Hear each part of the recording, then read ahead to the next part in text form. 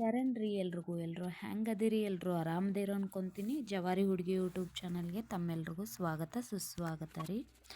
ಎಲ್ಲ ನಾಡಿನ ಸಮಸ್ತ ಜನತೆಗೂ ಶಿವರಾತ್ರಿ ಹಬ್ಬದ ಹಾರ್ದಿಕ ಶುಭಾಶಯಗಳು ರೀ. ನಾವಿಲ್ಲಿವತ್ತು ಶಿವರಾತ್ರಿ ಹಬ್ಬ ಹೆಂಗೆ ಬಂತು ಪದ್ಧತಿ, ಈ ಆಚರಣೆ ಯಾಕೆ ಮಾಡಬೇಕು ಅಂಥೇಳಿ ತಿಳ್ಕೊಳ್ಳೋಣ ಬನ್ನಿರಿ. ಒಳ್ಳೆಯದು ಶಾಶ್ವತವಾಗಿ ಉಳಿಬೇಕು, ಲೋಕ ಕಲ್ಯಾಣಕ್ಕೆ ಅಂತೇಳಿ ಸಮುದ್ರದಿಂದ ಅಮೃತವನ್ನು ಹೊರಗೆ ತೆಗಿಯೋಕೆ ದೇವತೆಗಳು ಕಾರ್ಯನ ಚಾಲೂ ಮಾಡಿಬಿಡ್ತಾರೆ. ಅದ್ರ ಜೊತೆಯಲ್ಲೇ ದೇವತೆಗಳ ಜೊತೆಯಲ್ಲೇ ಈ ರಾಕ್ಷಸರನ್ನು ಸೇರಿಸ್ಕೊಂಡ್ಬಿಡ್ತಾರೆ.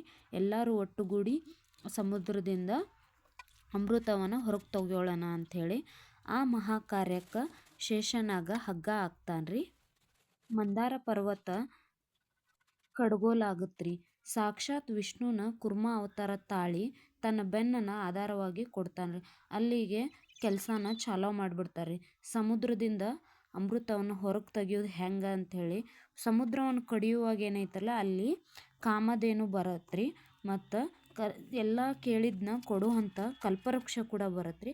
ಹಂಗೆ ಸಾಕ್ಷಾತ್ ಲಕ್ಷ್ಮಿ ಕೂಡ ಆ ಕೆಲಸಕ್ಕೆ ಭಾಗಿಯಾಗ್ತಾಳ್ರಿ. ಹಂಗೆ ಅದೆಲ್ಲ ಆಗುವಷ್ಟರಲ್ಲಿ ಎಲ್ಲನೂ ಚಲೋನ ಆಗಕತ್ತೈತಿ ಅನ್ನೋಷ್ಟ್ರಾಗ ಒಂದು ಕೆಡಕ್ಕೆ ಆಗೇ ಬಿಡ್ತೈತಿ ನೋಡ್ರಿ. ಅಲ್ಲಿ ಏನಪ್ಪ ಅದು ಕೆಡಕ್ಕೆ ಅಂತಂದ್ರೆ ಸಮುದ್ರದಿಂದ ಏನೈತಲ್ಲ ಕಾರ್ಕೋಟಕ ವಿಷ ಕೂಡ ಹೊರಗೆ ಬರೋಕೆ ಚಾಲೂ ಮಾಡ್ತೈತ್ರಿ.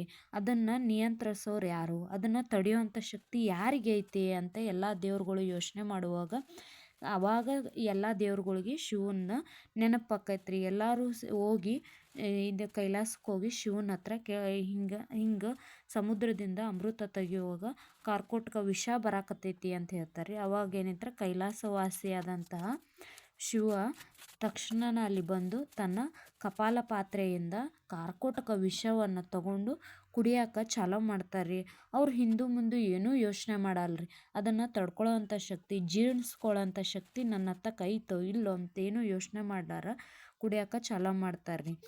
ಏನಕ್ಕಪ್ಪ ಇದರಿಂದ ನಾವು ತಿಳ್ಕೊಬೇಕಾಗಿದೆ ಏನಂದ್ರೆ ಸೃಷ್ಟಿಗೆ ಮತ್ತು ಈ ಜಗತ್ತಿಗೆ ಯಾರಾದರೂ ಹಾನಿ ಮಾಡಕ್ಕೆ ಬಂದರೆ, ಏನಾದರೂ ತೊಂದರೆ ಕೊಡಕ್ಕೆ ಬಂದರೆ ಶಿವ ಹಂಗೆ ಅವ್ರನ್ನ ಸಂಹರಣೆ ಮಾಡ್ತಾನ ಅಂಥೇಳಿ ಈ ಮೂಲಕ ನಾವೆಲ್ಲನೂ ತಿಳ್ಕೊಬೋದ್ರಿ. ಹಂಗೆ ಅದನ್ನ ಕುಡಿಯೋ ಅಷ್ಟ್ರಾಗ ಅದನ್ನು ಅವ್ರ ಕಂಠದಲ್ಲಿ ಹೆಂಗೆ ಉಳೀತು ಅಂತಂದ್ರೆ ಶಿವನ ತಾಯಿಯಾದಂಥ ಮಹಾದೇವಿ ಆ ಗಂಟಲನ್ನು ಒತ್ತಿ ಹಿಡಿದು ಬಿಡ್ತಾಳ್ರಿ. ಅವಾಗ ಏನೈತ್ರಲ್ಲ ಆ ವಿಷ ಅಷ್ಟು ಅಲ್ಲೇ ಕುಂತ್ಕೊಂಡ್ಬಿಡ್ತೈತ್ರಿ. ಆವಾಗ ನಾವು ನೀಲಕಂಠೇಶ್ವರ ಅಂಥೇಳಿ ಶಿವನ್ನ ಕರೆಯೋಕೆ ಚಾಲೂ ಮಾಡ್ತೀವ್ರಿ. ಹಂಗೆ ಶಿವರಾತ್ರಿ ಅನ್ನೋ ಪದ್ಧತಿ ಜಾರಿಗೆ ಬಂದಿತ್ತು ನೋಡ್ರಿ.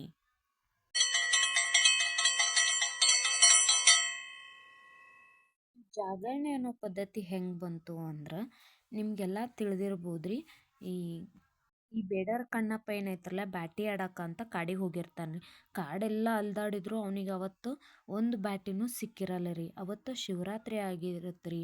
ಹಂಗೆ ಟೈಮ್ ಆಗೋಗ್ಬಿಡುತ್ತೆ ರೀ, ಸಂಜೆ ಆಗೋಗ್ಬಿಡ್ತೈತಿ. ಅವನಿಗೆ ಒಂದು ಬ್ಯಾಟಿನೂ ಸಿಗಲ್ಲ.